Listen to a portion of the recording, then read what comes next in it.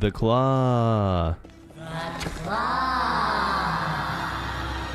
Star Citizen's upcoming patch 322 is shaping up to not be insane, but a good stepping stone patch in terms of gameplay and stability. If you don't follow Star Citizen after this patch, not this one, but the next one, 323, is supposed to be packed with new features. And if things keep moving at the pace they are, 2024 could be an incredible year for Star Citizen. So make sure to subscribe and keep an eye out for a patch coming in March or April. Aside from that, let's get into the changes.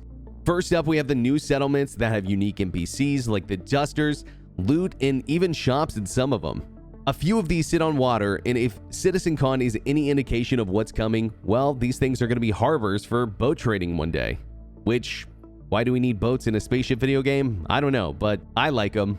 Next up, we have two new vehicles which, fingers crossed, are coming out this patch. The first being the Santok Ya, launching as Star Citizen's first alien medium fighter.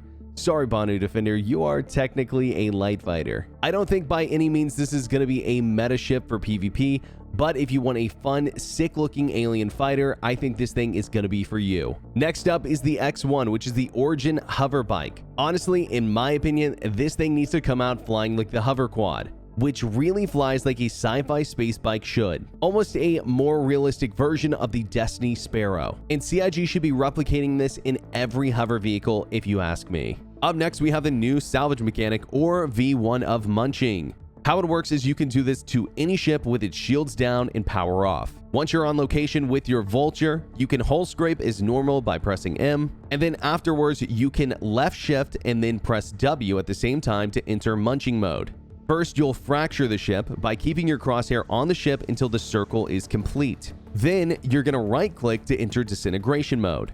Each piece has its own resonance field, which allows you to grab it faster or slower based on how close you are. This is also going to affect the total amount of material you're getting. On the Reclaimer, it's pretty lame since you just sit down in the co-pilot seat and the pilot literally aims for you and you just click mouse 1. I definitely think that the Reclaimer needs a little bit more love, especially with the big promise of the claw being functional, but CIG has already stated this is a temporary V1 situation just to get the gameplay in the game so you can do things like dispense boxes inside your Reclaimer at 8 SEU, 4 SEU, 2 SEU, and even 16 SEU. In my opinion, to finish this game, we have to get the features in, so I count this as a win.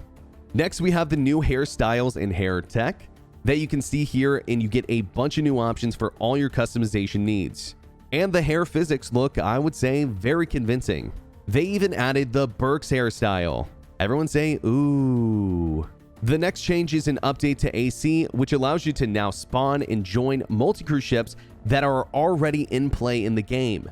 I think this is a super cool addition, as well as the two maps they're adding for both FPS and flight. And next we have the JT locations, or Jump Town locations, are all changing. If you don't know what Jump Town is, essentially it's a dynamic mission that spawns these contraband boxes at an outpost, and your job is to either be a good guy and go turn them in, or be a bad guy and go sell them for yourself. Either way, you get paid. The new locations are at Walla, Daymar, Hurston, and Microtech. In my opinion, this is an amazing change that will slow down combat since most of these places are very heavy atmospheric. This is going to force groups to play a little bit more strategic if you want to dominate JT. And for solo players that want a tip, stealthily dropping a dragonfly from space still works, just saying. Next, Master Modes is making a small comeback, testing and showing off 4 new ships, the Gladius, the Vanguard, the Hornet, and the Buccaneer. I did some testing, and so far it feels like dogfighting is still very nose to nose. But these are 1v1s, and I'm excited to test out group fights in Master Modes later on. Personally, I feel like if the goal is to create combat geometry to kind of make it like World War II dogfighting, which they said is the goal, it needs a little bit more adjustments to get there, but it is really close and feeling pretty good so far. And that's it. Thanks so much for watching, and make sure to subscribe to keep up with everything Star Citizen. Until next time, this is Berks, signing off.